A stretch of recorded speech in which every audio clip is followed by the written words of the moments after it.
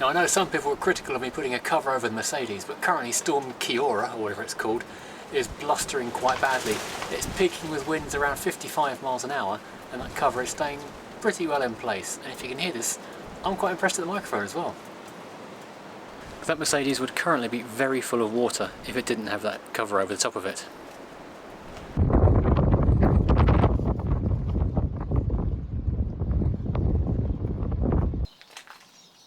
See that? This car's got a hot motor. Ah, you get it? Hot motor? Oh, I'll get my code.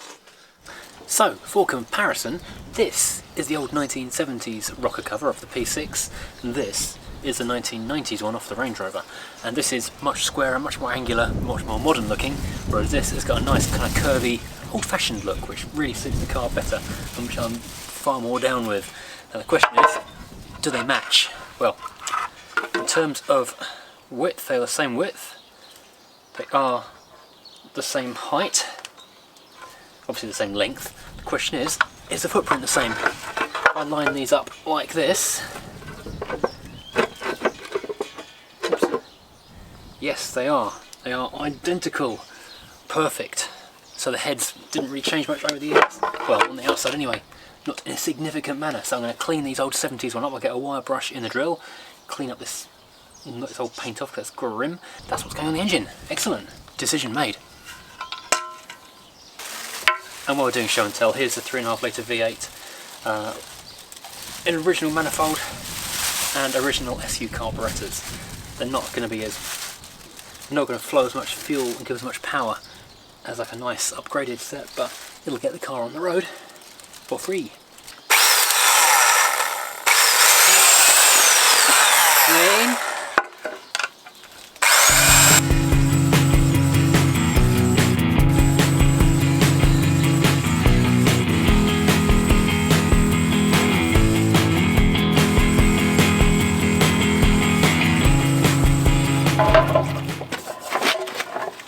I was making okay progress cleaning, well this one anyway, half of it was starting to look quite sort of shiny and aluminium-y, but I was getting really fed up with just getting covered in oil from the gunk inside.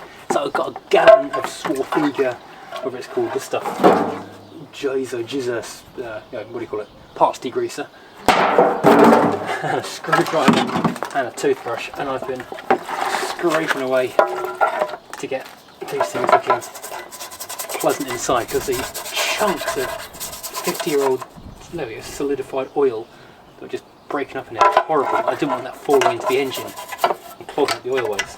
And also, I've got to get on my hands. So, it's nice and shiny, or not oily. And also taking off the fossilised cork gasket, which I didn't even realise was in there. It had gone so close. They're both damaged on both sides. There's no point leaving them in there and putting a new gasket on top. But this, you can just about make it out, it remains a cracked down gasket, which is, like I say, yeah, it's fossilised in there. So I've managed to do, more or less do this one. I need to go over the razor blade just to get the finishing touches out, but that cork is petrified, like a petrified forest.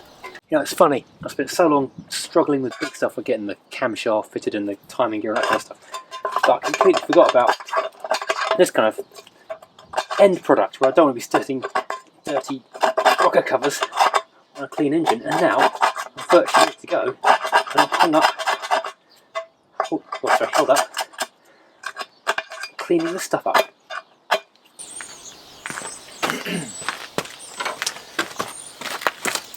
Now, although I've cleaned up a couple of Rover rocker covers over the years of 4 cylinders using just wire brushes alone, this just wasn't doing it. It was taking off the rough edges and going back to nice metal then. But where the paint was good, it's like an enamel paint, it was really good, and sandpaper wasn't cutting it, and the wire brushes were certainly not cutting it, so I'm resorting to paint stripper. Now the question is, what do I do with these now once I've got them stripped? And I couldn't leave them as they were because of a tatty paint that looks horrible. So do I do them battleship grey like they were from the factory, which will look nice, but you know, not very exciting? Do I go black but then have the little strips across the top kind of machined out so that it looks quite exciting and race carish? Or do I just polish the aluminium and seal that somehow so it looks like really shiny and cool. God, you can smell something happening. It smells kind of hot and revolting. If this does an amazing job, I might actually do the inlet manifold with it as well, just to make it look a bit more presentable while it's sat on there for a bit. How long do we leave this for now? Doesn't really say. Until it blisters. Then scrape it off. I know I said I wasn't going to bother cleaning this thing up because it's only going to be a temporary fit on the engine, but I had the paint stripper out, so I had a bit of a douse of it anyway to get some of the flaky old paint off, and now it looks kind of better and kind of worse. So I'm here, I've got a drill. You knew I was going to try and make an effort with it anyway, because I'm not going to leave it looking scabby and horrible in the engine bay. So I'm going to give it a little polish up, make it at least a bit shiny. And if you're wondering why I'm outside in the freezing cold, it's because I don't want to get all bits of flakes of paint and dust in my nice shiny new half-built, half-empty engine.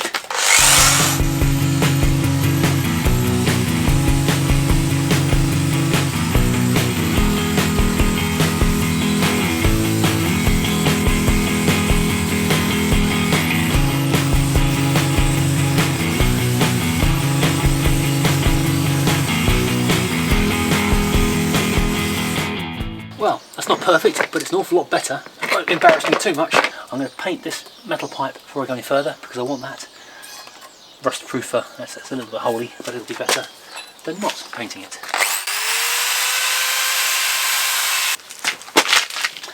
And this old Jubilee clip is well and truly rusted. This might be overkill, but it'll have to do.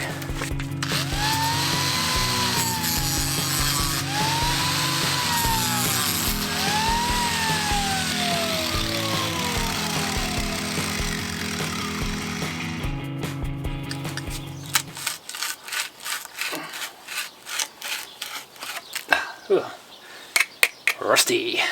While I'm here, I'll undo this one as well, save some bother later.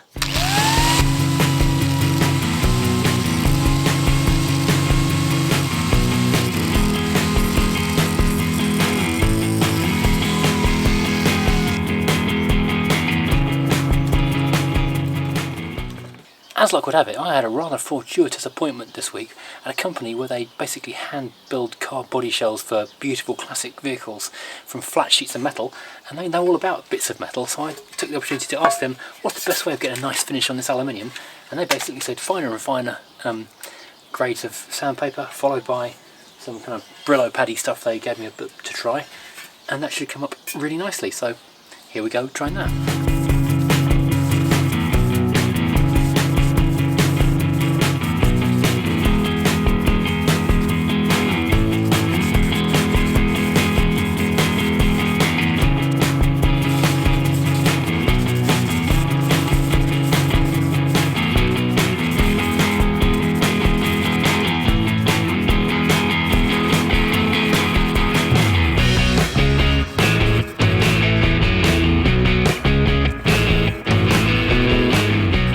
That was an hour well spent. It's not bad, it's not quite as shiny and smooth as I was really hoping for, but it's quite presentable. I suppose I might do a little bit more later on. I did finish up with some 1500 grit in the end just to get a few more marks out of the metal. Maybe I'll varnish it, maybe I'll crack or finish it black at some point, but for now that'll look good enough to plonk on the engine, just loosely tighten up so nothing horrible falls in the motor. Now of course I've got to go and do the other one. Well, I wouldn't say I spent too long cleaning up the rockers and the inlet manifold, but I did have most of Spaced Season 1 playing in the background while I was doing it, so that was quite a long afternoon of just sanding stuff to make it look pretty. Oh well. But by the by, Spaced, 21 years old. How did that happen? How is Spaced 21 years old? Still the best comedy of all time ever, but 21 years old? Crikey. It's nearly as long as this engine's been on the floor. Right, the moment of truth. Just start assembling this thing properly, finally, at last. I've got lots of bits and pieces from various, mostly from VH Tuner actually. It'd be nice not to have to worry about stuff falling into the engine at last. Got rubber seals to go on either end underneath the big valley gasket. I did check the gap between 0.4 and 0.6, I don't know, 0.040 of an inch and 0.060, and I'm not sure I did it right, but I'm pretty sure it's close to accurate, so fingers crossed it's all good.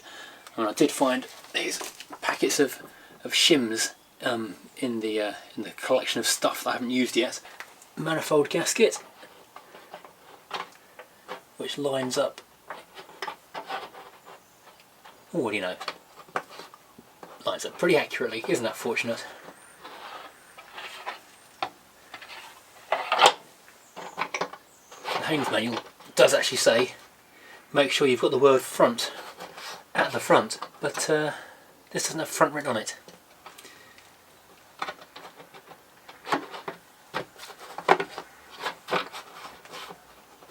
And this doesn't actually perfectly clear these holes. That's irritating. So here we have the SU carburetors, basically for the simple reason that I can fit these immediately, the car will start and run, no bother, and then I can work on an improved system later on. I think I'll just put this on back to front because I think this is the big gap where the airbox goes at the back. Well, after a swift Google, I realised that it was the wrong way around, because that pipey thing there goes at the front and these pipey things here go at the back. I'm going to take a slight break from installing that bit because there are two metal clamps that go either end of here and I can't find them, so I'm going to fit the rocker cover gaskets instead because I want to do something with something Rasa-frassen stuff-ness.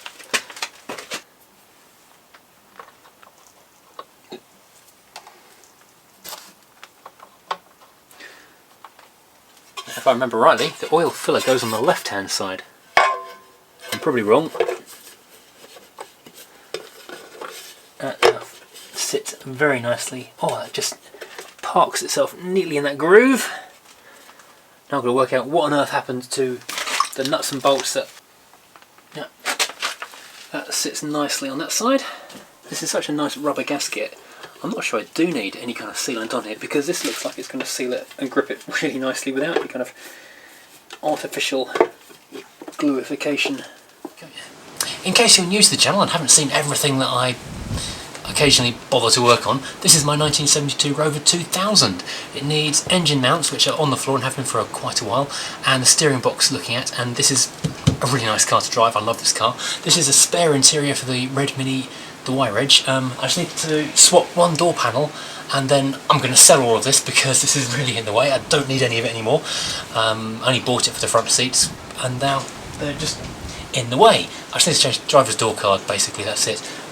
In the corner behind there, you can't see it, is a Sinclair C5 which needs completely furnishing with equipment, basically. It's been gutted by the previous owner, or the owner before last in fact, so I need motor, battery, control system, controllers, tyres, steering, pretty much everything really. So I'm just wondering whether to put it back as an original one or do some kind of modification thing. Maybe go and buy a mobility scooter and gut it for all the components. It's an option, it might happen. Right, well I'm going to end this video here because I've done a lot of time cleaning stuff that I'd kind of forgotten to clean, so not as much assembly as I'd wanted to, and now it's Storm Kiora going on outside. I don't want to have to half pull the Black Rover out into the rain so I can pull the engine out on from under the bench. You know, the whole jigsaw Jenga set that is my garage is not always practical for working on big stuff, but here I have starter motor, which I'm rather hoping works. It came off the 4.6, distributor, which is a 3.5 litre. It's the same engine, it should work. It's got an electronic doohickey in there, so it's already got the points replaced. So that was one of the things I did to the car a long time ago when it was failing to keep time. The first thing I tried was change the points for an electronic pointless insert, not pointless, lack of points type insert in the distributor. So that in theory should work if I can remember how to connect all that up again. And the water pump, so as I say, I'm very, very pleased indeed that this will save me 150 quid because basically it's a viscous coupling on the fan, so I think that must be the reason it's got that, because the SD1 had a viscous fan. Earlier ones are pure mechanical, later ones are electric, so this I guess is the most expensive option. But hey, thanks for watching. Next time I will carry on, get everything fitted up, including the flywheel. It's really strong wind, I may have mentioned that already. That was the garage door closing behind the camera. I will get starter, distributor, water pump, flywheel fitted. I will have ordered those little metal clampy things that go on the ends of the valley gasket because I didn't know I couldn't find them, and then I should be good to go. This was unexpected cleaning this week, but hey, this is how building stuff in the garage goes, if you're badly organised and don't know what you're doing. But thank you for watching, join me again next time, and I'll see you again very soon.